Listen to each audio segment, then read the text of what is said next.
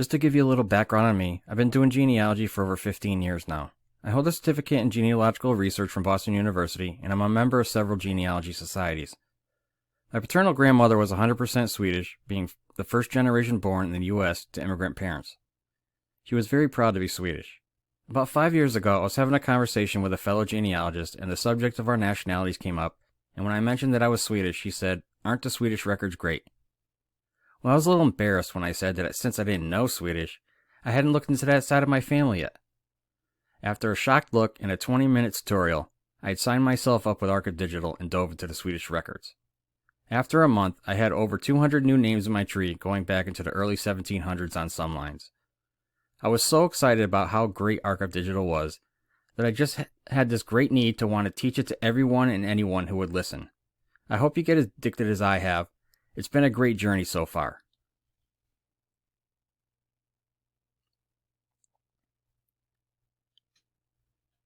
Chances are you don't speak Swedish. Well, guess what? Me either. In fact, many people of my generation probably learned everything they know about the language from this guy. In case you don't recognize him, he's the Swedish chef from The Muppet Show. An interesting fact is that Swedes don't find him funny at all and say that there's nothing Swedish about him. Personally, I find him hilarious. The bottom line is this: you don't have to know Swedish to find your ancestor in the records.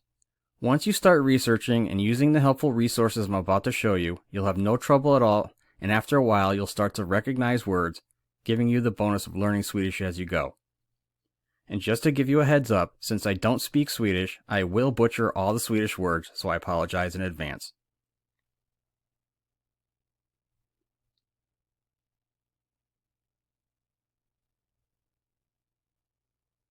I want to point out the way that the dates are written in the Swedish records. They put the day over the month, and the year will be on either side.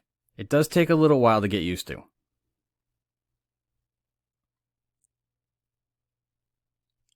The Swedish alphabet has 3 additional letters: the A with the overring, the A with the umlaut, and the O with the umlaut, and they follow Z in the alphabet, which is important to know when you're looking up words.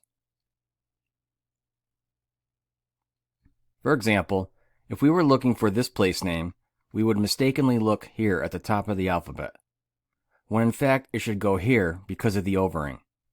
Similarly, if we were looking up this place name, we would again tend to look up here, when it belongs alphabetically here after the A with the overring. Lastly, when you're looking for this place name, we might look here, when alphabetically it belongs here. For your reference, I've included how to type these characters easily with your 10-number keypad, making sure to keep the numbers lock on. This will not work unless you have the number keypad on your keyboard. Mac users can follow these instructions to type the letters.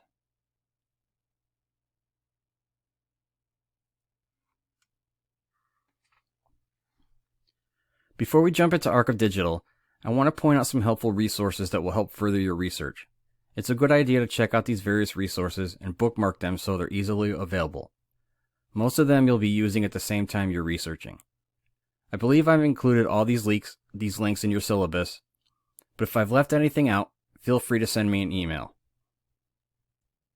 Since most of my lectures have been a basic course in Swedish genealogy, I've started a YouTube channel to help further along your learning, so be sure to check for my latest videos.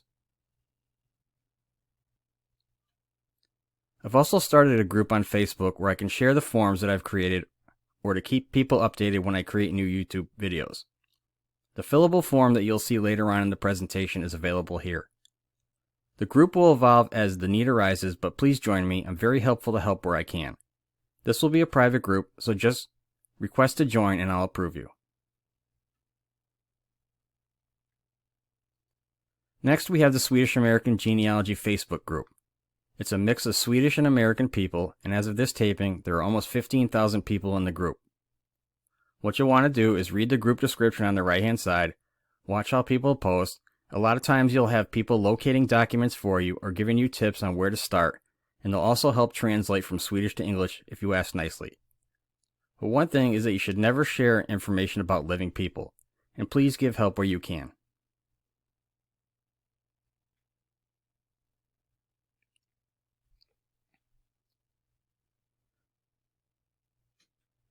Swedish Genealogy Guide is another excellent website which will help you learn how to find your Swedish ancestors. One of the things I love about this website is the historical dictionaries available that will help you translate unfamiliar words.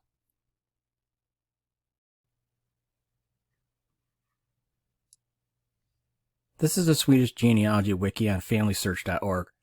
This is a great resource for learning more about Swedish genealogy, with a big list of various topics. Here you can find such things as the Swedish word list, which will give you Swedish words and their translations. You can find other things such as occupations and their meanings. And I always keep this website open when I'm researching, as I toggle back and forth between this and ArkivDigital. The biggest use I get out of it is when I need help finding the correct spelling of parishes and place names. ArkivDigital also has a help section that will give you examples of the various records you'll encounter. It is located in the Swedish genealogy link here. This is another resource you want to bookmark and keep open when you're researching, as it will give you a translation of the various headings you'll see, helping you become familiar with the information contained within the records. As you can see, it'll give you the column headings and their English translations.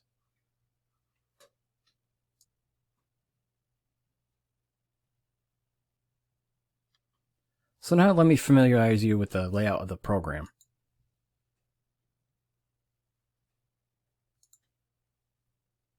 Some of the things that I wanted to show you are the archive search. This is where you'll find all your volumes. If you go to the county, pick the correct county, it'll populate all the parishes. Select the parish and it'll show you all the volumes that are associated with that parish. The next thing is the index search. You use the population of Sweden and you'll do your searches here. There's also map searches, and you can keep your family tree on here. There's a good help section, and this is all the places that you've been. So when you're looking at a record, you can switch back and forth between them. This is your navigation bar up here. You can go different pages, zoom in and out, rotate it. You could change the contrasts.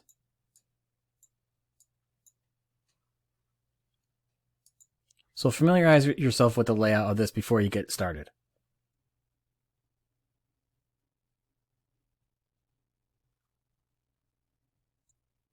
It's a good idea to get into the habit of using tabs with your browser, as you'll be able to find information more quickly. I normally keep open one tab with ArkivDigital, one for the Swedish Genealogy Help page on ArkivDigital, the Swedish Genealogy Wiki on Family Search, and Google Translate. Now let's dive into Swedish names. One of the most important things to remember is not to get hung up on how a name is spelled. Another thing to understand is that names are interchangeable, such as Michael and Mike. If someone's name was Johan, you might see it written Jan in another record. Many Swedish names can be written several different ways. For instance, you might see Peter written these ways, Maria can be written these ways, and Katharina these. Surnames are equally tricky. Used mostly until 1860, the patronymic system was predominant throughout Sweden. It was mostly used in farming villages where people did not have a family surname. It is technically not a surname, but what it means is that the child was known as the son or the daughter of a certain man. Between 1860 and 1901, it became fashionable to start using a family surname, but there was no law or set way to go about this. And then in 1901, a law was passed to adopt a family surname, although some still used the patronymic system. One good thing that's helpful in your research is that women normally retained their own name after marriage up until the 1920s, especially if their husband had a patronymic surname. Finally, you'll see the patronymic surname spelled different ways, just like the first names. So let's see some examples of how patronymic naming works. If, for example, Magnus Munson were to have a son Johan, he would be given the surname Magnusson, meaning he is Johan, son of Magnus. If he were to have a daughter Britta, she would be known as Britta Magnusdotter, meaning she is Britta, daughter of Magnus.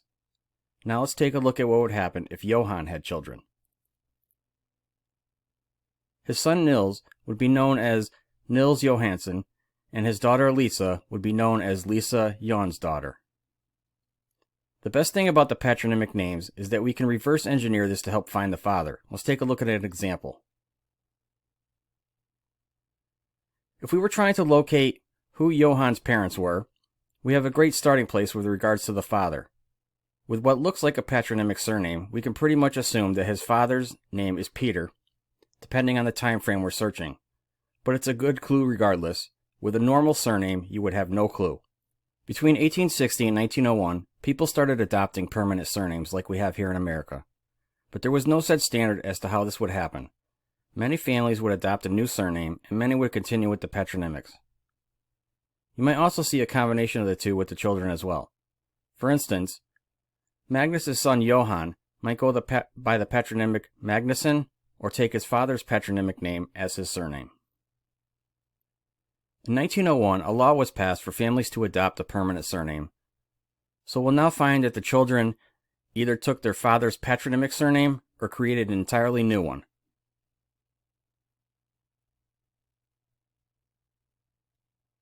Soldiers either took or were given a surname once contracted, usually something meaningful, such as bullet, sharp, or guard, or they could be location-based, and this was done to avoid confusion. Otherwise, it was possible that there could be two or more people with the same surname, such as Johan Andersson, as the surname followed the patronymic naming. This made them easy to distinguish between the different soldiers. The soldier names were sometimes given up once they discharged, and the surname was passed on to his replacement. Also, it was not uncommon for the soldier to use the surname for the rest of their life and pass his soldier surname on to his children. These are just some of the things to consider when researching soldiers. When people started adopting a permanent surname, some of the names they came up with are the nature names. They could either be the first half or the second half of the surname, or a combination of the two, or even just one word. Priests and lawyers, because of their education, adopted Greek or Latin names, which you might find were appended with Anders or IUS. And a fun fact is that, like in the US, males will sometimes take the women's surname upon marriage. When researching, you might come across illegitimate children, which will be recorded with these two words. Let's take a look at how these words were recorded in the records.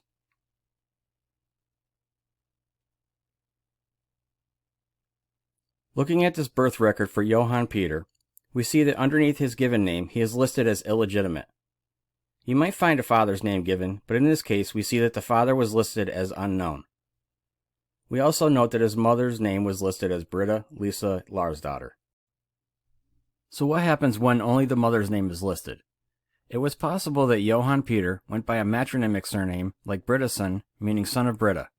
He could have adopted a form of his mother's surname, either with daughter or son attached, most likely the son since he was male. He could have taken his father's surname. Just because his father wasn't listed doesn't mean that his father wasn't known. He could have taken a patronymic name, or he could have taken an altogether new surname, such as his stepfather's surname, or given a patronymic surname from him. So now let's take a look at what I found for Johan Peter in the records. Johan Peter ended up taking the surname Isaacson. Now, because I have no documentation to the contrary to prove otherwise, I have no idea what this surname implies, as we saw on the last slide. This will most likely cause this branch of your family to become a brick wall unless you can find some explanation in the records. Fortunately, in one of the household examinations, I was able to locate this record here for Johan Peter. Over on the right-hand side, we see some writing under the heading of Special Notes. Let's take a closer look at what I found.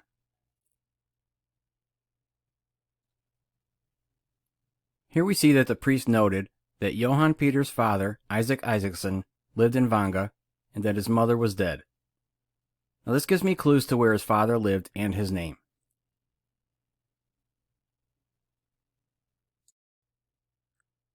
When Swedes immigrated to the US, you will most likely find that their Swedish names were changed. However, despite popular belief, if their names did change, it was not because some official at Ellis Island did it. If the name changed, it was because of the person themselves or their parents.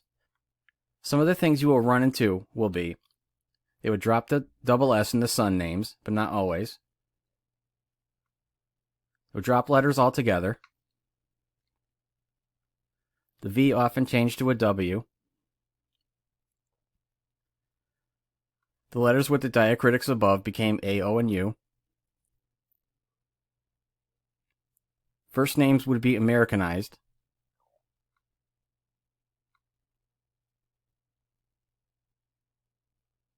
And they would sometimes take their parents' surname or a variation.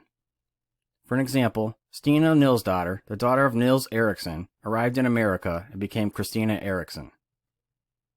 Let's take a look at a few of the examples of what I found from my 2x great-grandfather. In the Swedish records, I found my 2x great-grandfather's name was listed as Nils Johan Munson. Next, in the Gothenburg passenger list, they only listed his first name and dropped one S in his surname. When he was living in the U.S., he was listed in the census as Nelson Munson, with a U and one S, also Americanizing his first name. In the city directory for the same year as that census, he was listed as Nelson Munson, spelled with an O. A few years later, I found him listed as Nils, seemingly reverting back to his Swedish first name. So to sum it up, if you keep in mind all the possibilities of their names, you'll have much better success. So now let's take a look at the church books.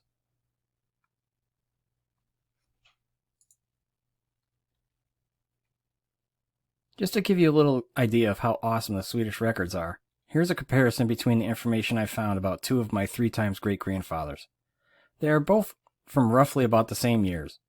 For my Swedish great-grandfather, I was able to follow him every year of his life from birth to death. And for my American great-grandfather, there are many gaps. Church books can go back into the 1600s, but they may be sporadic. It wasn't until 1686 that church law mandated that the parishes were required to keep records. It is important to note that, like anywhere in the world, the availability of records will depend on whether they were lost or destroyed. The minister or an assistant was responsible for documenting the following information: births and christenings, although sometimes it will just be a christening date depending on the time frame; marriages; deaths and burials; the household examinations, which you'll find are similar to the U.S. Census records, only much better, as you'll see; and the moving in and out records, which document when your ancestor moved, whether inside the parish, to another parish or county, or even to a different country. You'll also see that later you get into the 19th century, the more uniform the layout becomes in the various books. We'll take a look at these records and the differences in the amount of information you'll find for the different time periods.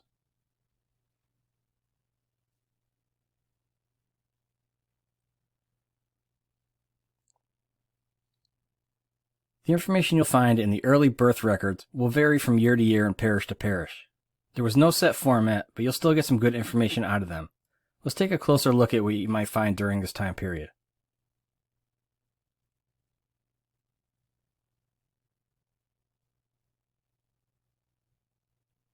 Here we see that Jonas was born on the 28th and baptized on December 1st.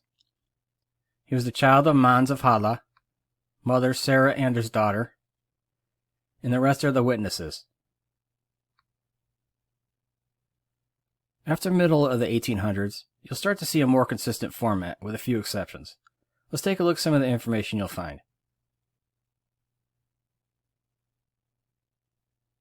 This shows the number of birth that was registered for the year, the date of birth and baptism, the child was a male, the child's name, his parents' names, the place they were living, along with the page number where they were located in the household examination book, the age of the mother at the time of the birth, information about delivery assistants and the witnesses,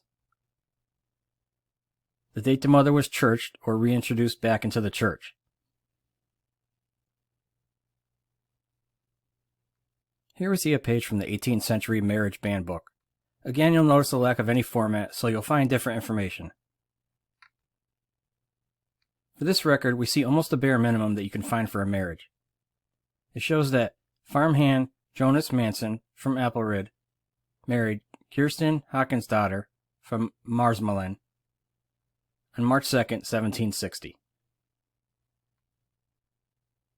Again, after the middle of the 1800s, you'll start to see a more consistent format.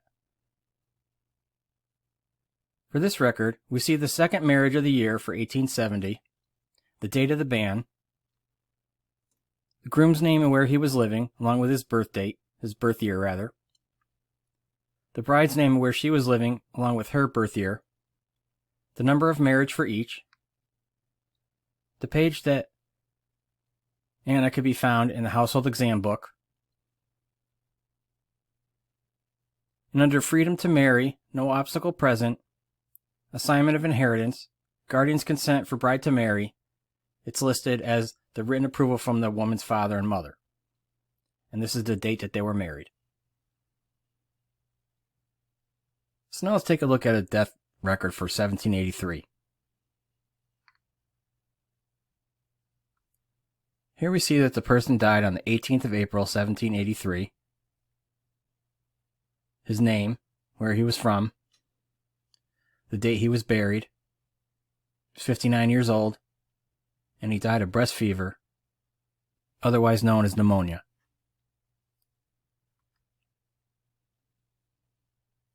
Again, around the middle of 1800s, the format becomes more standardized for information. Here we see that the third death of the year for 1877 died on the 23rd, was buried on the 28th, he was a male,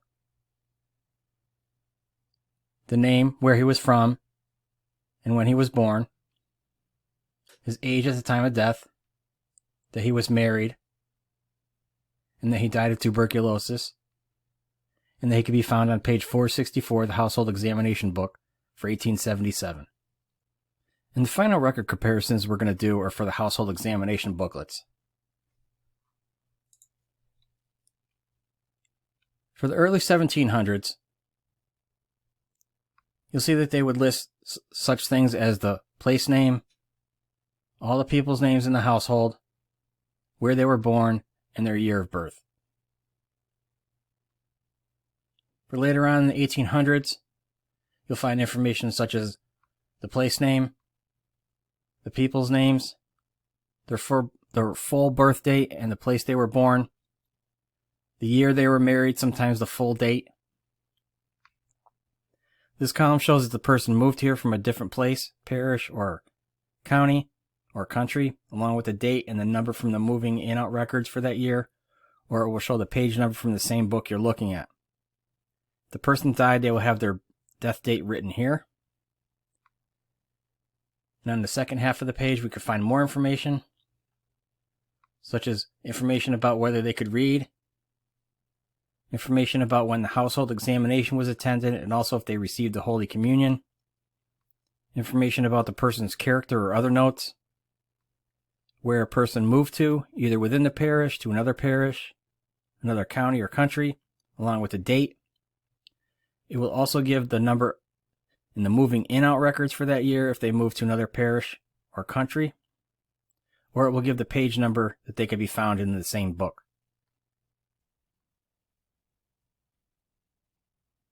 When a person moved from a parish, the minister would issue a moving out certificate which would be given to the minister of the parish where they moved to.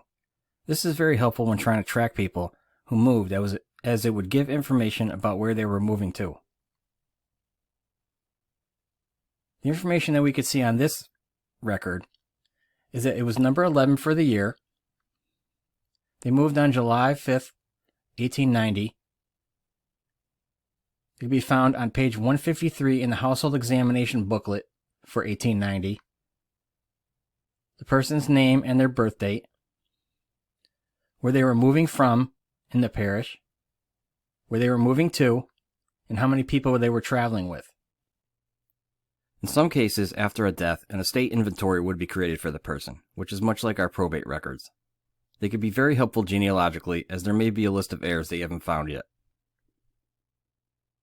Here in the Household Examination book, we see that Magnus Munson has died on the 13th of October in 1847. From here, we'll see if we can find an index available to help locate the record. If there's no index, you may have to search each book by eye, but they're not impossible to find. Personally, I usually start about 2 weeks after the person died. That seems to be a good starting point. In this case, I found Magnus in the index, which gives me book volume and page number it starts on. It's interesting to see the things that your ancestor owned, but the important genealogical information is located at the top of the page.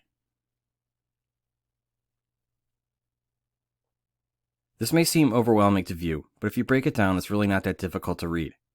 As someone who hardly knows Swedish, I can translate most of this without the help of a translator.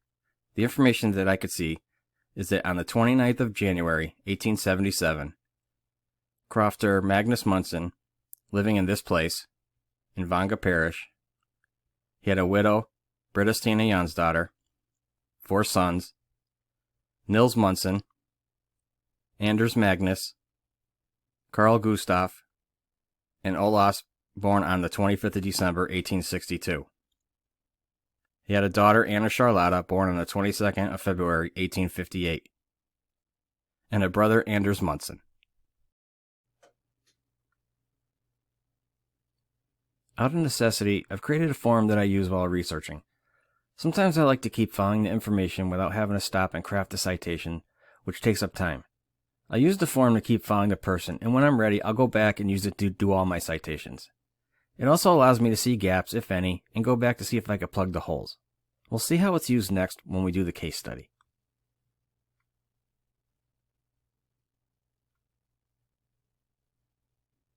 We start off by taking a look at the death certificate for Nils. As I go, we'll fill in the form with information that we discover so I can craft the citations later.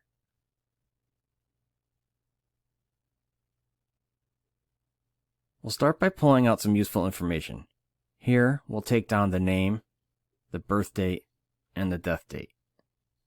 Then a little further down the page, there's also a birthplace, which is very helpful provided it's correct. If I didn't recognize the place name, I would now go to the Family Search Wiki to see if I could find it. So let's do that.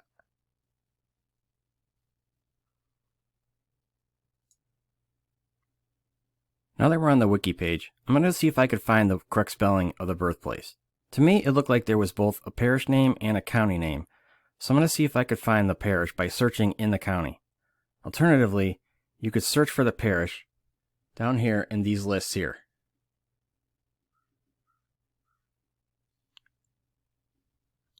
So I'm going to go up to the map again, and I'm going to look for Östergötland, which you could either click on it here on the map or click on it here in the list. Now I'm going to search for Vanga. Now I see it down here. So now I have the correct spelling of the place, of the parish and the county. I already know that this is the correct one, but if I didn't, I would start looking here for the records.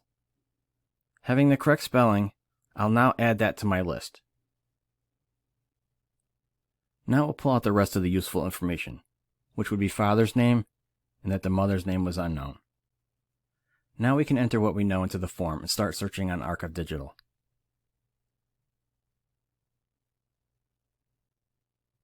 Let's start the program. We'll go over to index search. Now make sure that the population of Sweden is in the drop-down. And since I have his full birth date, I like to use the advanced search. I'm going to enter as little information as possible. We'll start off with just his first name. And I'll click Mail, and I'll enter the full birth date down here. So now I have 151 results. I'm going to try to get that number down a little bit. Sometimes it works, sometimes it doesn't. But let's add his middle name and see what happens. Now we have 19. That's a little better to work with.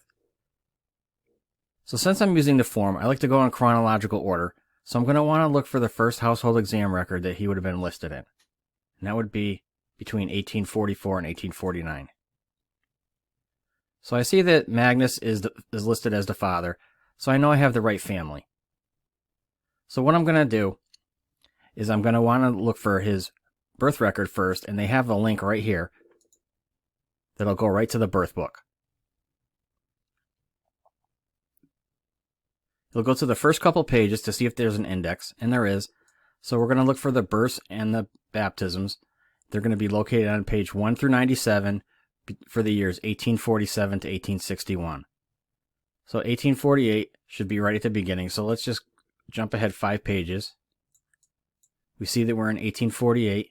We see May, June, July, August. So let's go forward one more page.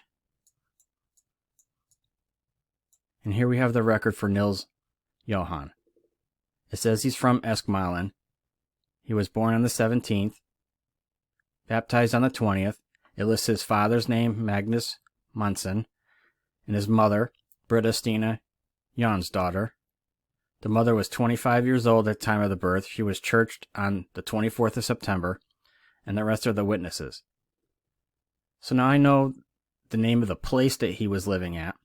I have the spelling of the father's last name, the mother's full name, and the birth and baptism, so I can enter those into my form. So what I'll do first is I'll click over here to copy to the clipboard the shortcut. Then I'll open my form. I could fix the names.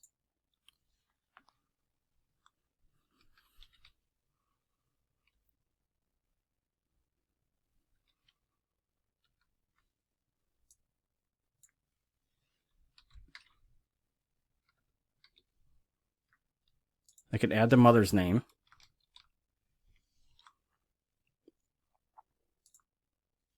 Then I'll add the birth and baptism. It's on line 2. His birth date.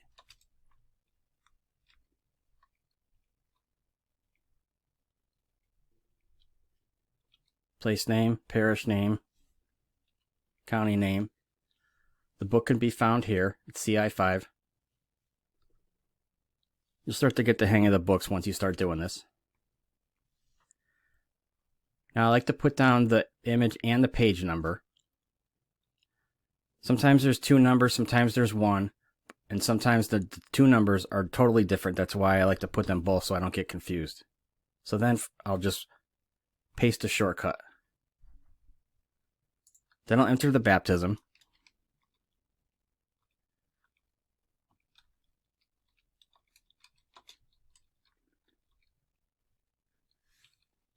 It's at the same place.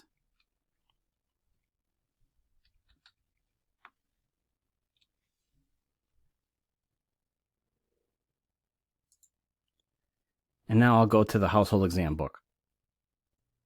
We go to the household exam book by clicking here.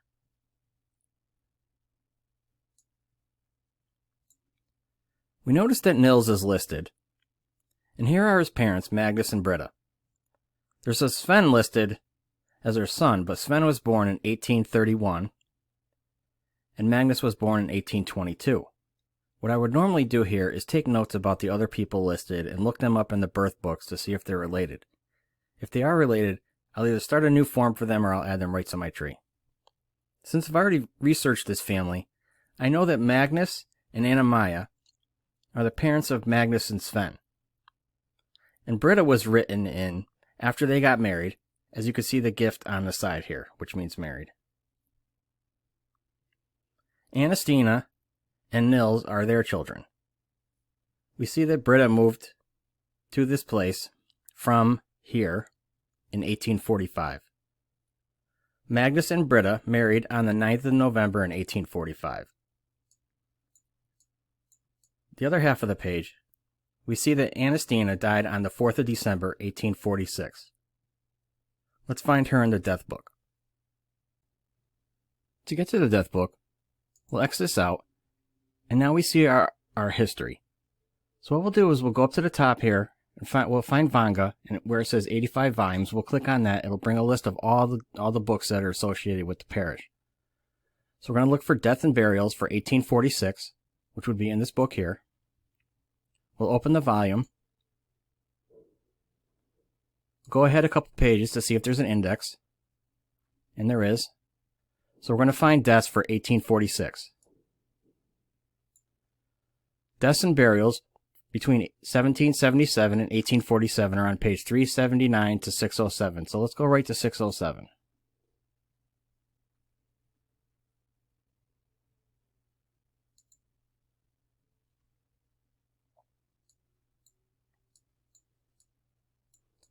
So we're in 1846. We'll scroll down to December. And we see we found the death for Anastina from Eskmalen, the daughter of Magnus Munson and Brittistina Jonsdottir, born on the 16th of November, 1846. She died of Torsk. Now, I don't know what Torsk is, so this would be a good place for me to go look it up. So I'll go over to the Swedish Genealogy Guide. I'll open up the dictionaries. I'll open up the Swedish Historical Dictionary Database. And I'll just type it in.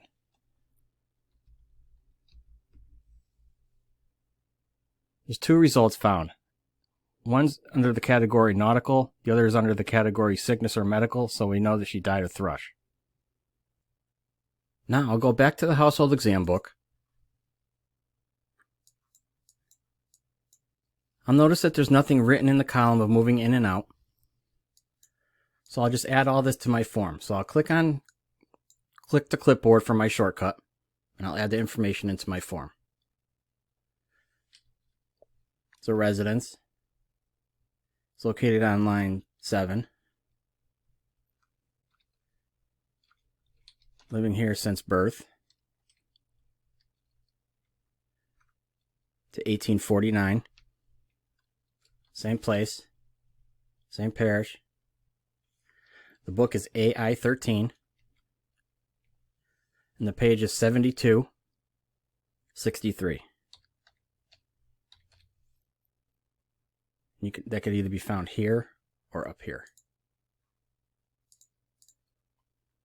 And I'll paste the shortcut to the clipboard. So before I go further, I want to point out something. If you see people crossed off, it can usually mean two things. One, that they died, or two, that they moved. In this case, we see that Magnus, Sven, and Anna are crossed off. So let's go over to the right-hand side, and we see underneath the death column that Magnus and Anna had died, and there's nothing written for Sven. There's also nothing written in the moving out column. So what does that mean? That just usually means that they wrote it further on down the page. And we find him right here. Sometimes people will move in and out of a place a few times, so be sure to check the whole page, which will save you time. Now I'll look for Nils and his family in the next household exam book. I'll go back to the search results, see if I can find it there. If I can't find it here, I can always do it manually. I'll start by bringing up all the volumes for Vanga. Then I'll search for the correct year. 1844 to 1849, so it would be 1849 to 1855. There's two books here. I'll click on the first one, open it up. I'll go to the first couple pages to see if there's an index. And then I'll look for Eskmalen in the index, which is right here. It's on page 63. So I'll go right to page 63. And we find the family right here. Now, one of the things we'll note is that the whole family's crossed off. So what does that mean? That means that it looks like they all moved in 1852, and one of them died. So I would normally do the research for these. But before I do that, I'm going to want to enter all this information into my research form. So I'll go ahead and copy the shortcut to the clipboard. Go right to my form. Nils is on line 3. From the years 1849 to 1852 since they moved. And the great thing about this form is that if you have the proper settings selected, it will autofill the boxes.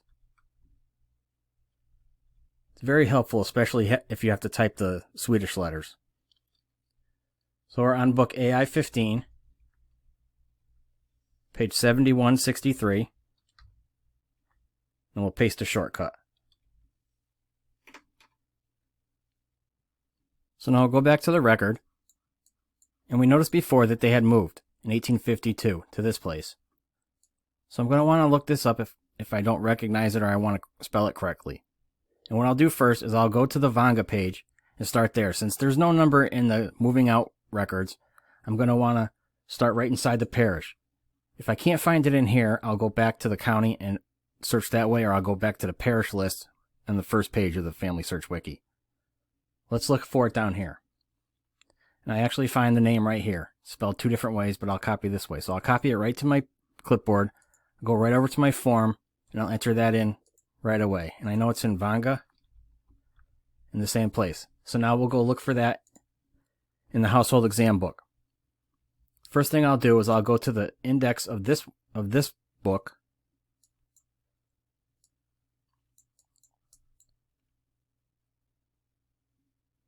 See if I can find it in here. And I notice that it's not here. So I'll go to the next book, which contains the same years. I'll open up the volume. I'll go to the index.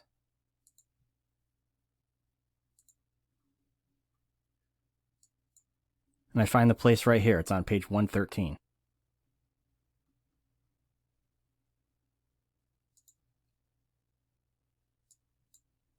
And here we find the family. We'll also note that they were crossed off here, but they probably moved again, and they did it in 1853. So now we'll add all this information to our form.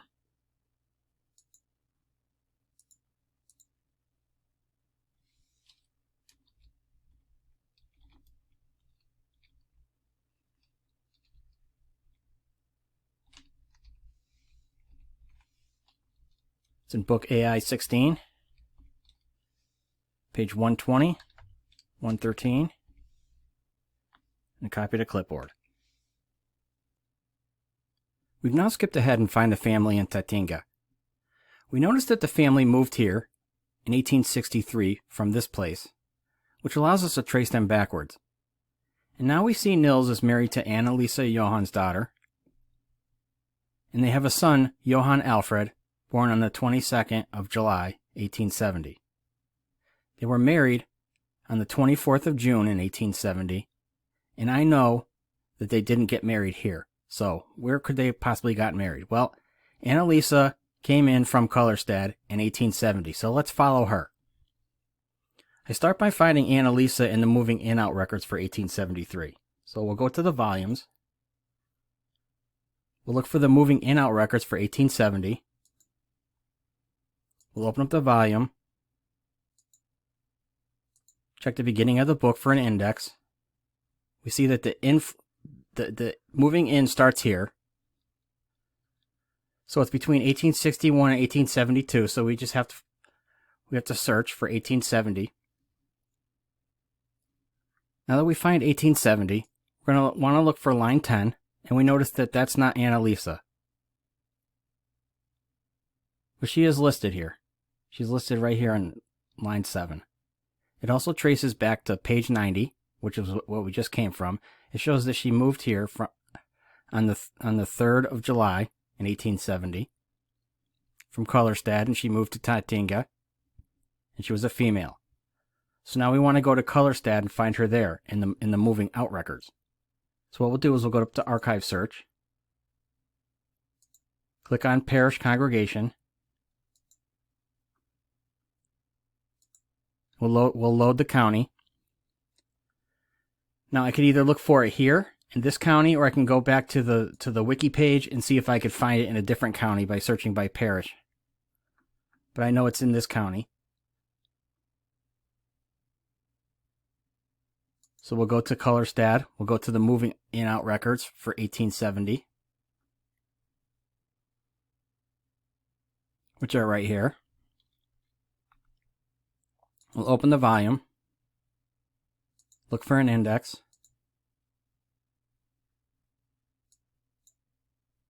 and we see the in and the out are both on the same pages. With that, they're just paired pages. So what you'll notice that the in are on the left-hand side, the outs on the right-hand side, or vice versa. But we'll look for 1870, so we'll go towards the end of the book.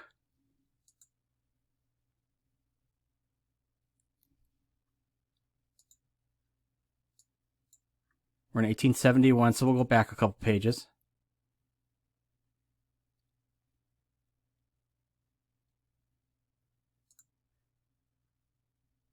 She left in July. So we find her right here, number 10. On 3 of July, 1870, she could be located on page 73 of the household exam books in this place, and she moved to this place. So now we'll find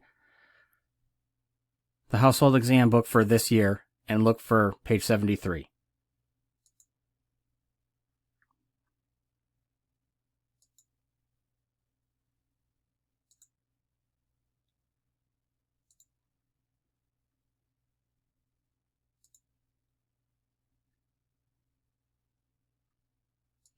And we find Annalisa right here.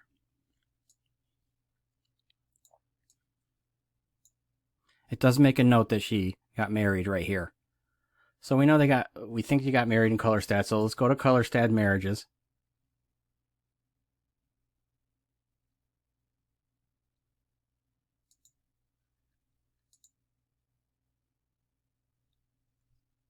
Look for the index.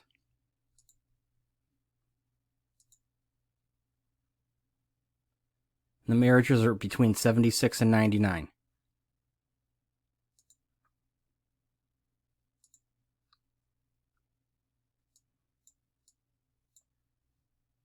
So we'll go back a page or two.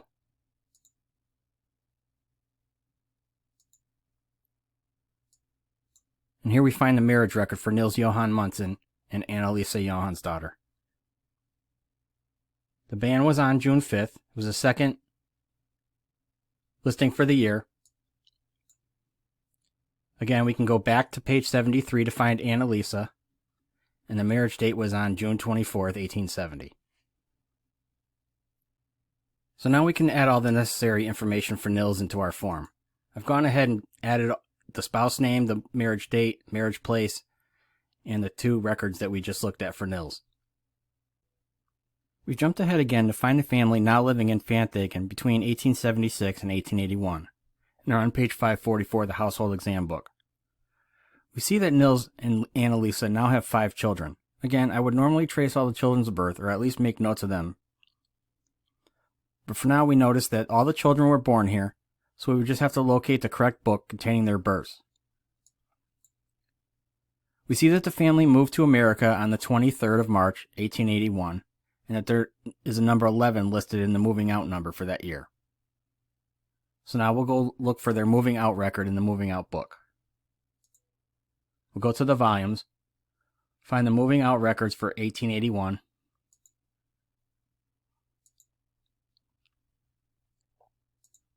we'll look for an index, and there isn't one, so we'll have to go search.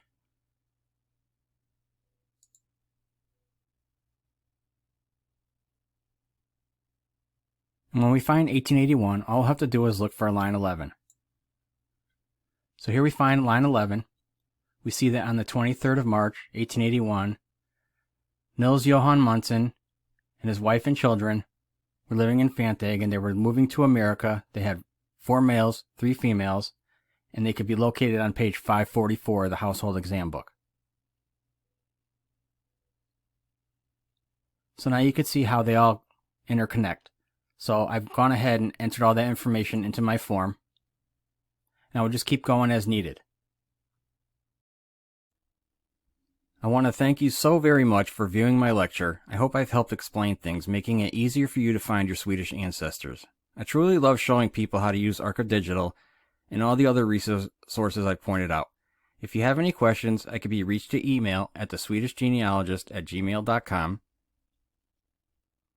Started the Facebook group where I'll post videos, give advice, or share files. Find me on Instagram at theswedishgenealogist. And finally, subscribe to my YouTube channel for the latest videos. If there's a subject you would like me to post, feel free to leave a comment or email me. Thank you.